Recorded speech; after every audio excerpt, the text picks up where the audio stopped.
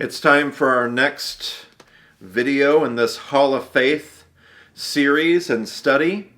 And we're down to the spot where we have one more direct character reference. And then Hebrews 11 in the Hall of Faith is going to start to take a turn. It's going to mention a whole bunch of people in passing. And it's going to make a turn towards a conclusion, so to speak, of the chapter and of this idea and ultimately of our series. We're going to have a few more episodes, a few more videos, and we'll wrap this study up. But we have, for the last few lessons and the last few characters, seen kind of a movement where we've gone from direct characters to all of a sudden the people of Israel walking through the Red Sea, to all of a sudden the walls of Jericho falling. Not even the army. It's not even, we mentioned this in the last video, it's not that by faith the army marched around the city and then the walls fell. It's that by faith the walls fell because the army walked in faithfulness. And that wording is significant. And so we chatted about that. We chatted about the idea that walls still fall. And so we have one more reference to somebody and something being done by faith. And I find it to be a super moving, super inspiring reference to close off the list at this point. And it's going to be Rehab. And so I'm going to read this. This is going to be Hebrews chapter 11, verse 31. And it reads like this: By faith, the prostitute Rehab, because she welcomed the spies, was not killed with those who were disobedient. I'll read that again. By faith, the prostitute Rehab, because she welcomed the spies, was not killed with those who were disobedient. And so it recalls this story in the book of Joshua, where God tells Joshua to send some spies out. They go into Jericho, and they need to do some reconnaissance. And there's somebody there who takes care of them. And it's this. And there's a discussion about prostitute. Is that the best way, the best translation, the best way to understand exactly who Rahab was and what her occupation was? It's neither here nor there for our video today. But this very unexpected character, not a total pagan, Gentile, not a member of the people of God, not the kind of person that you would expect to show up and play this role in the story. But for the sake of the video, we'll go with what the translation here says in Hebrews. We'll call her a prostitute. A Gentile prostitute takes in God's people, looks out for these visitors and these foreigners, and essentially has faith. She's playing a role that fits exactly what everybody else is playing. She's doing something that doesn't logically make sense.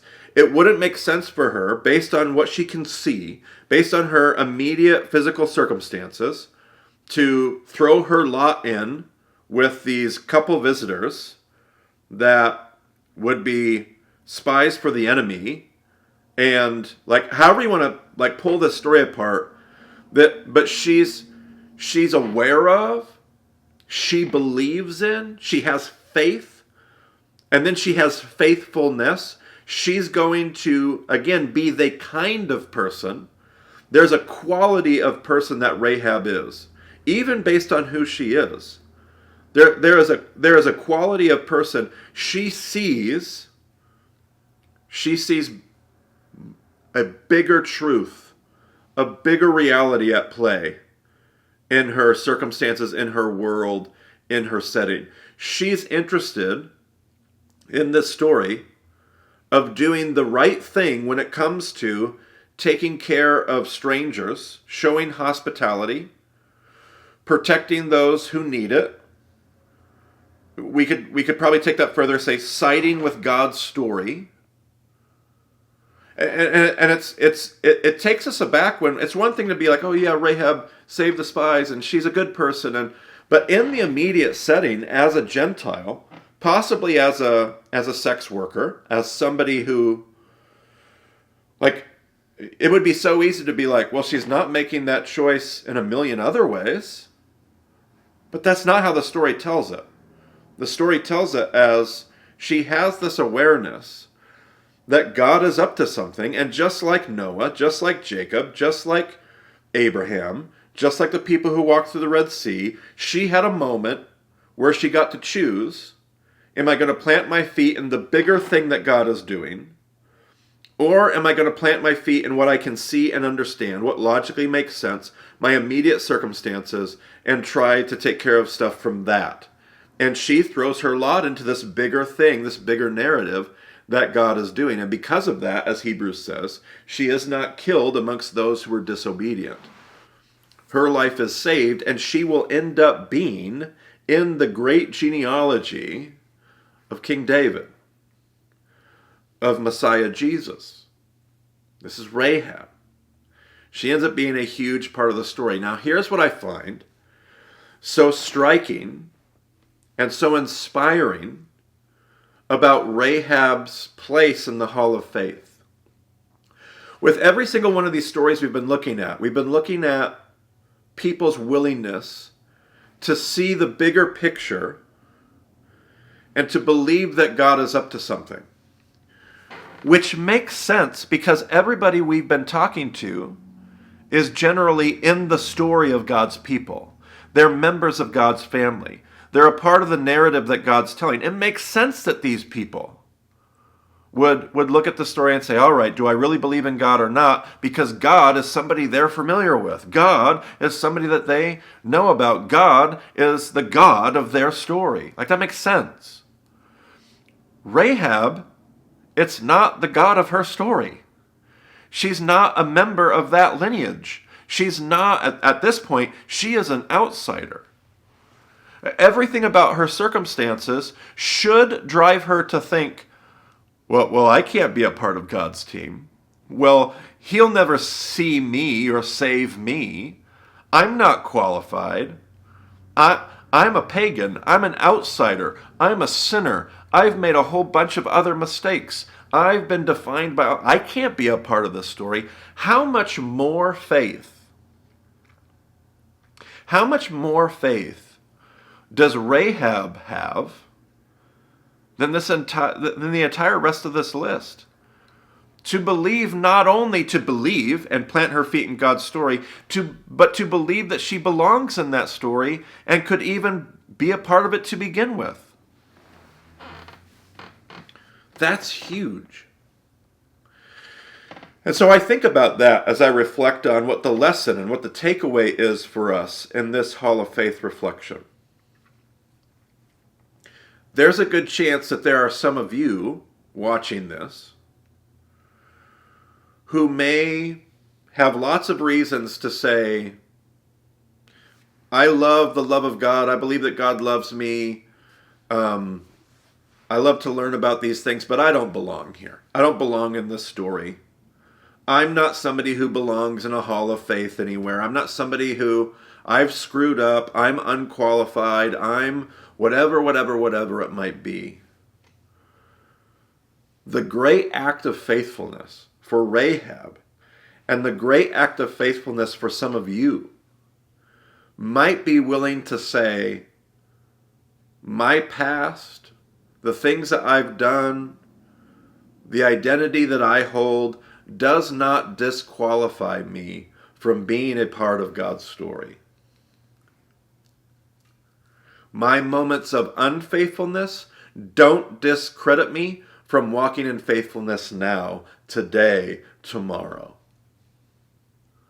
There may not be a bigger move of faith than somebody allowing themselves to be forgiven.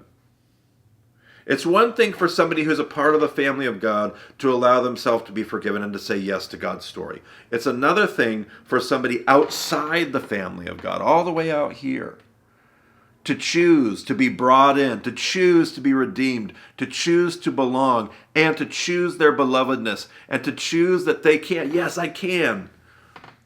That is an incredible mark of faith. And if that's you, I cheer you on. I tell you to go. Keep running. If that's where you find yourself, no. If you're hesitant to believe that this is your story, that this story could be yours. If you're somebody, I don't know, you left church years ago Some story of crisis, some story of trauma, some story of doubt, a whole list of super justifiable reasons. And you've kind of felt like you're a wanderer, a deserter.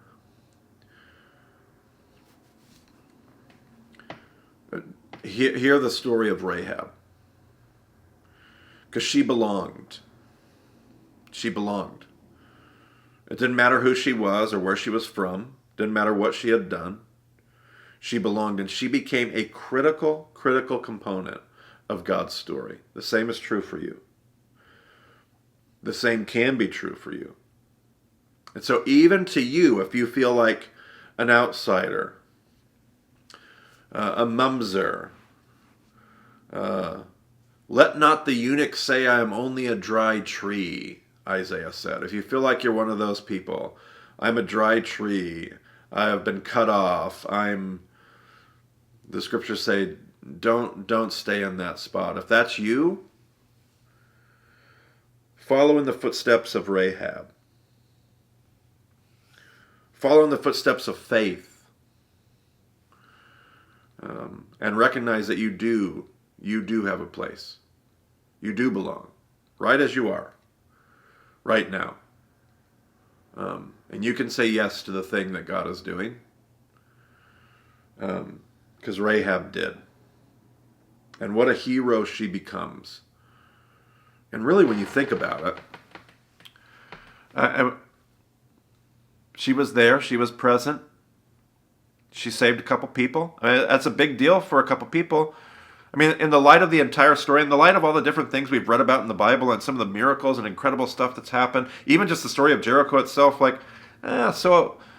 so one woman decided to be kind and protect two strangers.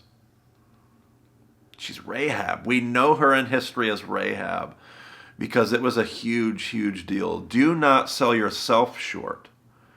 And do not sell the part that you play in God's story short, because sometimes what seems like insignificant things from insignificant people end up being the very people that get mentioned in the Hall of Faith and the very people that give birth to descendants who become kings and messiahs.